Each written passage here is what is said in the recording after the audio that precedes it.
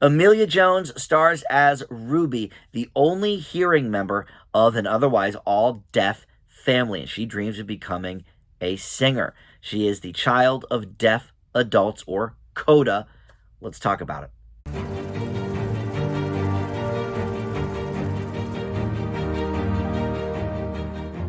Hey guys, Dan here. This is Dan Reviews It. Welcome to my spoiler-free review for Apple TV Plus's CODA, which is streaming right now. It's actually been out a couple of months already, but it sort of got by me when it was released, and it ended up on a bunch of year-end best-of lists, and could be in serious Oscar contention as well. So I figure we got to tackle this thing before too long. So before we get into CODA, I do want to welcome you into Dan Reviews It. Thank you for finding this video and my channel. Please consider subscribing down below there, or even just like or comment on this video if you saw the film.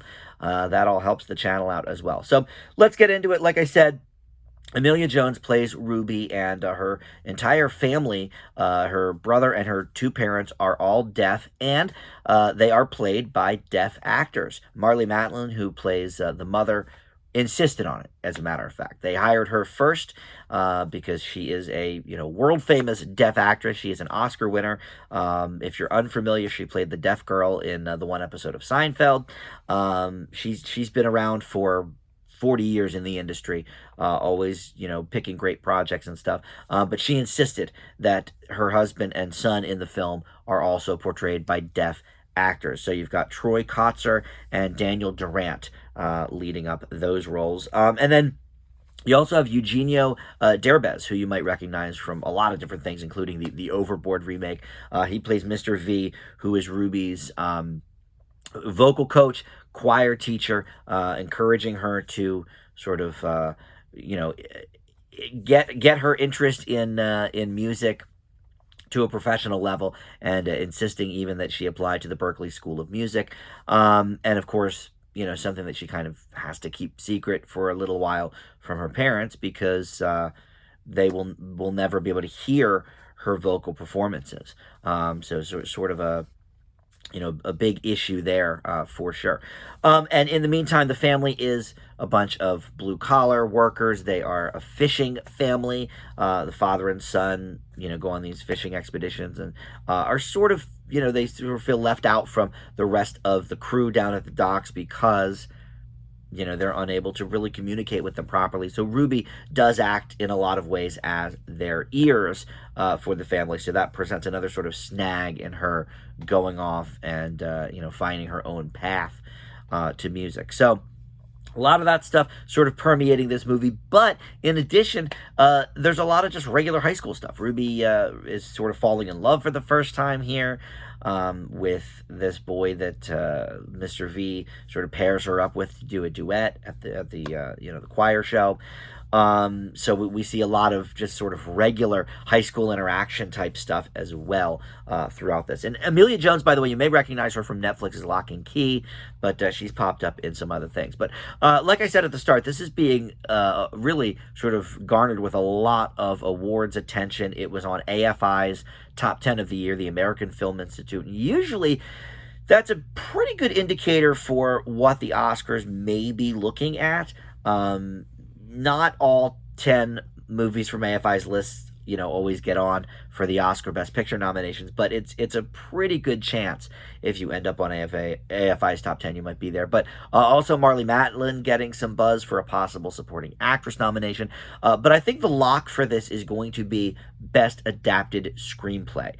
It comes from a 2014 French film, and that's where we sort of get the themes and the concept for this movie, but rewritten for American audiences. And I think, adapted screenplay is probably the best bet for the Oscar nomination, but it could certainly be Best Picture and maybe a couple of other things as well. And for the second year in a row here, we've got a really big deaf movie. We had The Sound of Metal last year, which was my personal favorite movie of the year, where this heavy metal drummer goes deaf. So, a lot of interesting themes here, and a lot of real life sign language, and I don't know if maybe some of that sparked from A Quiet Place from John Krasinski years ago when he hired a deaf actress in Millicent Simmons. I don't know, but Marlee Matlin insisted that these other actors in the movie that are playing deaf are actually deaf, so we get some authenticity with the sign language. And it's a bit of a departure for Marlee Matlin as well in terms of a role for her, because usually she plays, the buttoned up, high powered lawyer, or the, whatever. But here she is really, just one of us, blue collar. And we don't see her do that type of role very often. She's usually like the classy one in the picture. So I think this movie has a lot of things to say. Obviously this core issue of, well, this girl wants to be a singer. She wants to, maybe make this a career, but in any event, she wants to explore this avenue that her parents will never be able to sadly fully appreciate, even though they're supporting her 100%. But at the same time, then the family sort of loses their interpreter of sorts, and they can't really afford in their fisherman's boat, to get, to pay for a new interpreter. They talk about that in the film. So, there's a few different angles here of crisis, and all the while, she is, of course, like I said, weaving her way into, romance and that kind of thing. The performances here are great. Emilia Jones is really, really good. I've watched Lock and Key the first couple episodes, but I don't really remember it. But she is very good here. Marlee Matlin's always good. We know that. And Eugenio Derbez, I would say this could be his best role. He's on another Apple TV Plus thing called Acapulco, which I did really enjoy the first few episodes of, so I could review it on my TV reviews. But other than that, he's never really wowed me. He's always just he's been pleasant. He was in the Dora movie and he was pleasant in that, and he did the Overboard remake, which was not very good, but he was fine in it. But here I think we really get a nice dramatic, not quite lead turn from him, but he plays a great, dramatic supporting character here. But there's a little bit of humor as well, not quite as much as I think we could have used with this movie. I think it could have been a little funnier. Because it is sort of slice of life kind of thing, and they're not giving us sort of deafness as a total disadvantage, so there could be some more lighthearted moments here. I think the biggest negative of this movie actually is that it doesn't explore any of the themes deeply enough. It's very, very much a surface movie, and I think if it does get the best picture nomination, I think it will sort of be this year's feel-good movie. Every year it seems like there's one in the best picture category that has no chance to win, but we put it up there because it makes us feel good. The Blind Side was one of them. Hidden Figures certainly was one of them. And I love Hidden Figures, and I like The Blind Side as well. But I think all of these movies have in common the safeness of their themes. And I sort of wish they explored a couple of things a little bit deeper here. So for me, it isn't quite in my top 10 of the year, but everything else about it is really great. I mean, it's fantastic, watching the dynamic between the family members, both the hearing and the hearing impaired.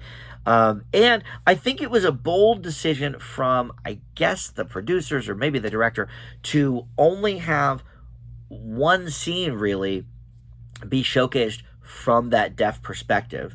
And I won't go into detail on that, but in Sound of Metal, for example, they had a lot of scenes where we heard it from his perspective and he couldn't hear what was going on and whatever. But this movie really is mainly from Ruby's perspective, so it makes sense that most of it would be from sort of the hearing angle.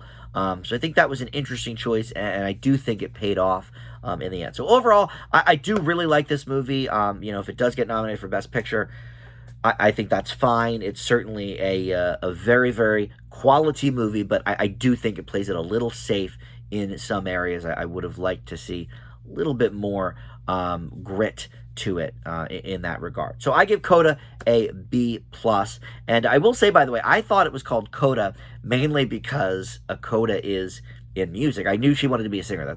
I knew she had deaf parents and that she wanted to be a singer. That was all I knew about it going in. But CODA is, it's sort of the end of a music piece. So I sort of thought, okay, well, she's, reaching the end of high school, new beginnings kind of thing. But it also does stand for Child of Deaf Adults. So we get sort of a double meaning with that title as well. But anyway, yes, I give this movie a B plus. Check it out on Apple TV Plus, and look for it come award season. All right, thanks for watching. We'll see you next time.